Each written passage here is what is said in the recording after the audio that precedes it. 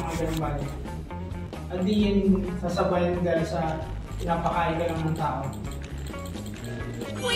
Hindi yun sige, papakasamahan kita trabaho, pero yung wala kang makinig sa akin dahil hindi ako nakakalang sa'yo na kung ano ng kwento o mga videos ko dahil hindi ka naman nagkikwento. Gusto mo yung sismis ka, discarding the spare pa ko sismis ka niya, pero kumukuha siya ng source.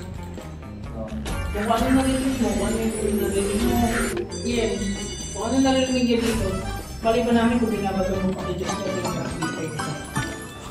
Diba? Sabi ko niya dito, huwag na huwag kayo mo ito na wala mo maraming sa hindi lang manitiwala. Hindi sabihin ko, trabaho na lang pero tiwala. Yung titiwala sa mga. Hindi mo mawala sa akin dahil hindi mo rin, sinobrahan mo rin.